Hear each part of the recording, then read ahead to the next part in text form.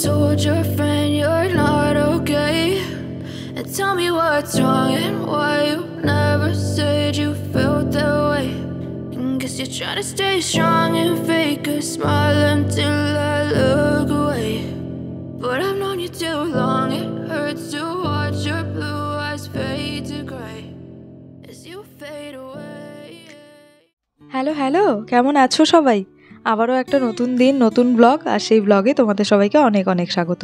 সন্ধে বাজে এখন 8টা, আর আমরা সবাই মিলে এখন যাচ্ছি একটা নেমিং সেরিমনি, বলেইছিলাম এর আগের ব্লগটাতে, সেখানে। তো সেটা আমাদের পার্টি হলেই হচ্ছে, নিচে এ ব্লক পার্টি হল যেটা, সেখানে।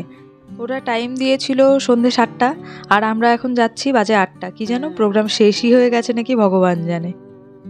লিফট থেকে নেমে রীতিমতো দৌড়তে দৌড়তে এসছি আমরা, আর এসে এখানের ডেকোরেশন দেখে আই এম তো অবাক। আমি তো ভেবেছিলাম এ ব্লক পার্টি হলে মনে হয় প্রোগ্রামটা হচ্ছে, ও বাবা এসে তো দেখি এমপি থিয়েটার জুড়ে প্রোগ্রাম করছে ওরা, মানে বিশাল এলাহি ব্যাপার স্যাপার একেবারে। এখানে যাদের নামকরণের অনুষ্ঠান তারা কিন্তু পাঞ্জাবি। ওই রেয়ান্স আছে না, অভিমন্যুর যে বন্ধুটা, ওরই একটা ছোট ভাই হয়েছে, তারই আজকে নামকরণ। তো নামকরণের অনুষ্ঠান আমাদের বাঙালিদের মধ্যে তো এত তামঝাম হয় না, সেই জন্য আমার বিশেষ কোনো ধারণাও ছিল না। আমি ভেবেছি ওই ৬ষষ্ঠীর দিন আমাদের যেমন ছোটো মোটো করে ওই রকমই কিছু একটা হয়তো জন্মদিনের মতন অনুষ্ঠান হবে।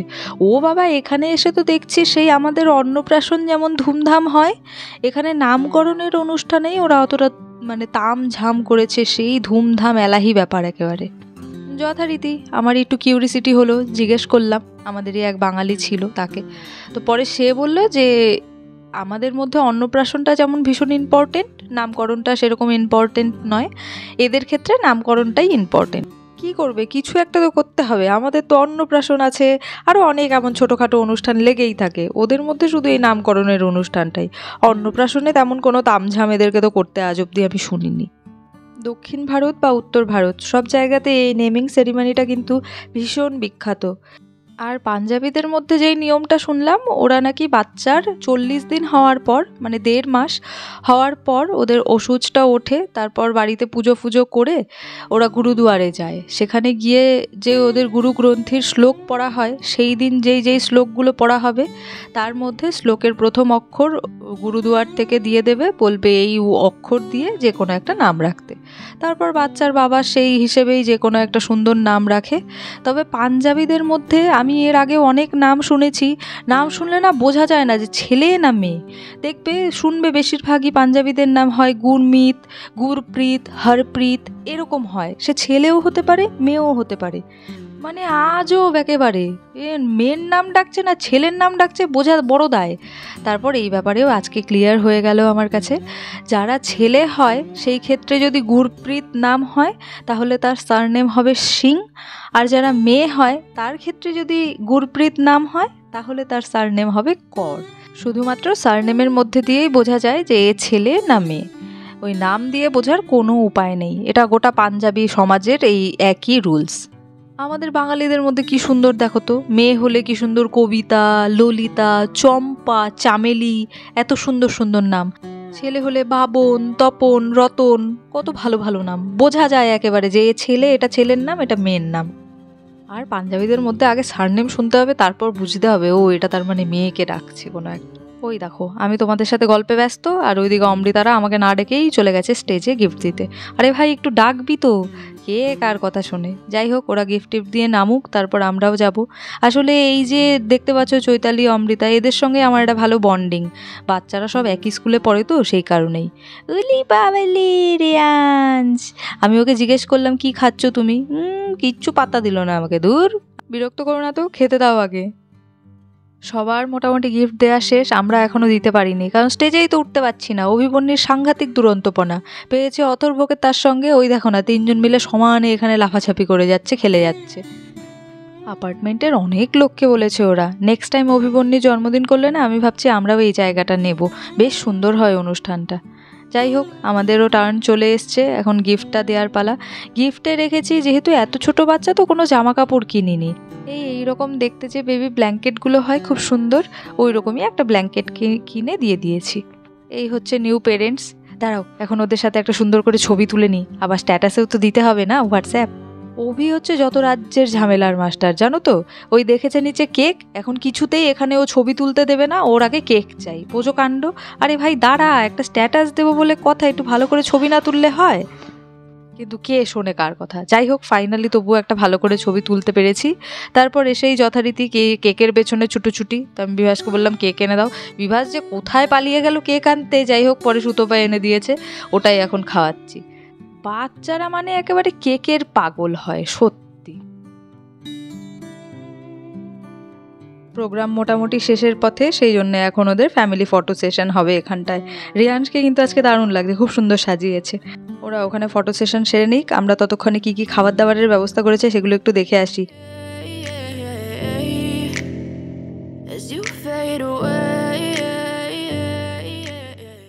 এখন তো হলো আসল খবর, খাওয়া দাওয়াতে কি কি আছে। চলো চলো ভেতরটায় ঢুকি। এই ব্লকের যে পার্টি হলের ভেতরটা, সেখানটায় ওরা সমস্ত খাওয়া দাওয়ার এখানে সিস্টেম করেছে। আর এখন তো সবেতেই বাফে। রাত তো হয়ে গেছে অনেক, প্রায় 9:30 বাজে। খাবার দাবারও তো খেতে হবে, বাচ্চাগুলোকেও খাওয়াতে হবে। দেখি গিয়ে বাচ্চাদের খাবার দাবারের মতন কিছু যদি পাই। শুরুতে ঢুকেই এখানে তাওয়ার মধ্যে কিছু একটা ফ্রাই হচ্ছিল, ঠিক বুঝলাম না ব্যাপারটা। পরে জিজ্ঞেস করলাম, বললো এটার নাম নাকি তাওয়া টিকিয়া। আর এটা যেমনভাবে ওরা সার্ভ করছে, এই যে সার্ভ করার সিস্টেমটা দেখে যা বুঝলাম, আমাদের ওখানে যে ভেলপুরি কেটে 4 পিস 5 পিস করে তার উপর সস টস দিয়ে দেয়, ঠিক ওভাবেই দিল। কি যেন খেতে বা কেমন হবে। তার পাশেই রেখেছে দহিবড়ার দই, এখানটা জুলিয়ান করে কাটা বিট, গাজর, পেঁয়াজ কুচি, আরও অনেক কিছু। দহি বড়াটা খেতে বেশ ভালোই লাগে, কিন্তু সেই জন্য 1 প্লেট নিলাম।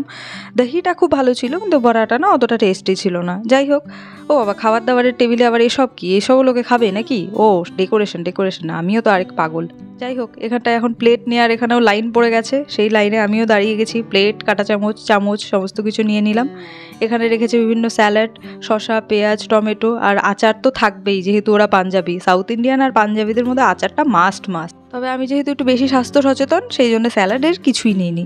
আসলে সন্ধ্যে 4টার পর আমি আর কোনো কাঁচা সবজি বা ফল খাই না। কত স্বাস্থ্য সচেতন আমি, সত্যি।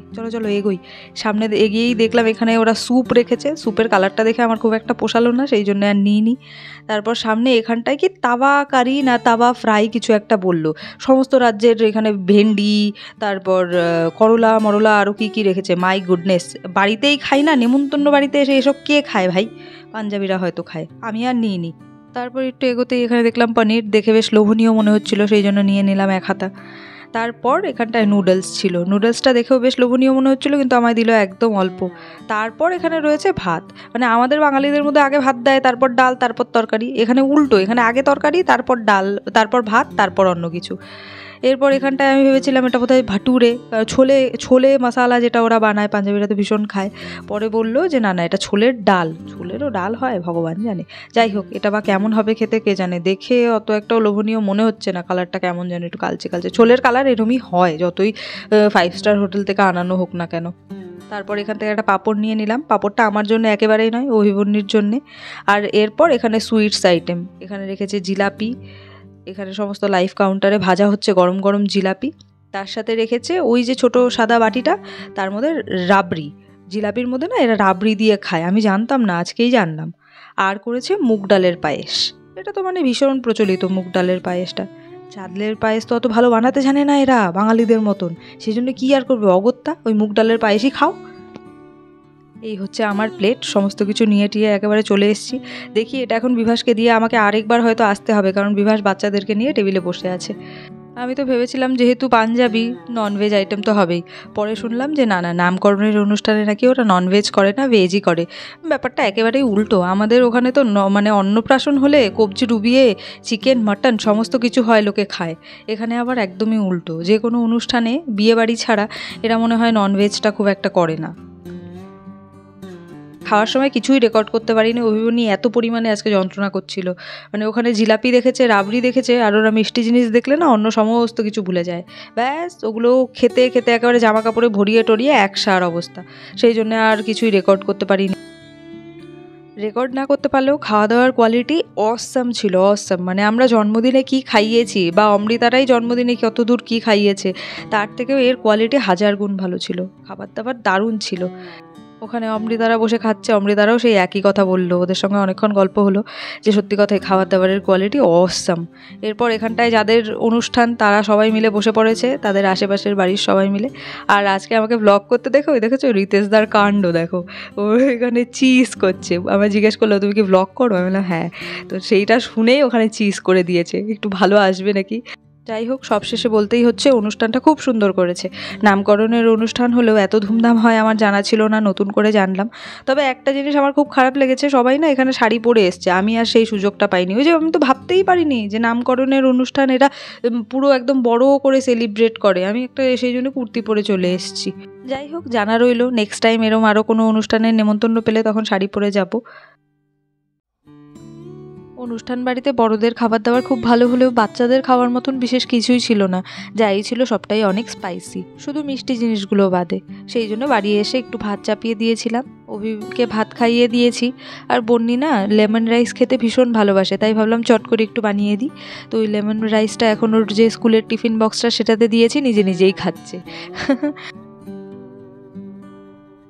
রাত বাজে এখন 10:30, আর এই সময় হয়েছে বিগ বাস্কেট থেকে জিনিসপত্র দিয়ে যাওয়ার। সেখানে দেখেছে অভিমন নিয়ে ওরিও বিস্কুটের প্যাকেট, ব্যাস সেটা নিয়েই এখন দু ভাই বোনের মধ্যে কামড়াকামড়ি। আমি তারপর বন্নিকে কন্ডিশন দিলাম, যাও আগে এই প্যান্টগুলো তুমি মেশিনে রেখে এসো, তাহলে পাবে। অভিকেও বললাম, কিন্তু ও তো অবাধ্য পোলাপান, কোনো কথাই শোনে না। কিন্তু বন্নি তো আগাগোড়াই ভীষণ কাজের। Yeah, I'm about to fade away, cause every time I wake up I feel like it's Monday. Something's going wrong with all the chemicals up in my brain. All of a sudden I don't look at anything the same way. Got a build up of my thoughts sitting in an ashtray. I'm sorry that I'm so inconvenient, okay. Just let me be me and I'll stay out of your way. I can see the way you look at me, I'm such a আমার আর চিন্তাই করতে হবে না এরপর। Very good, good job বনি। একজন বিদ্যাসাগর, বিদ্যাসাগর কি করছো বাবা?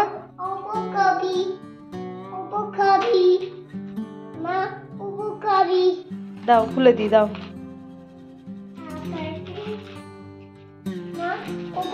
দাও খুলে দি, দাও খুলে দি, দাও দাও খুলে দি।